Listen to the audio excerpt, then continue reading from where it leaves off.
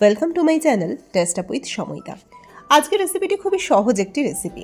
আমি আজকের রেসিপিটির নাম বলছি না, এটা আপনারা কমেন্ট করে জানাবেন, আমি তার অপেক্ষায় রইলাম।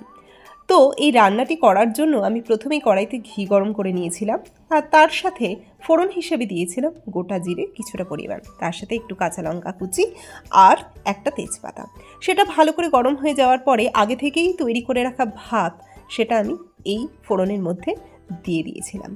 সেটাকে ভালো করে নাড়িয়ে চাড়িয়ে নিয়ে তারপর স্বাদমতো লবণ আর সামান্য চিনি তার সাথে দিয়ে দিয়েছিলাম।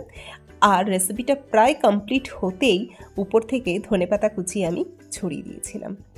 ব্যাস নাড়াচাড়া করার পরে আমার রেসিপিটি কিন্তু রেডি। আমার তো খেতে ভালোই লেগেছে, আপনাদের কেমন লাগবে সেটা কিন্তু অবশ্যই কমেন্ট করে জানাবেন। আর রান্নাটি অবশ্যই বাড়িতে করে দেখুন, ভালো লাগবে। থ্যাংক ইউ, পাশে থাকুন সর্বদা।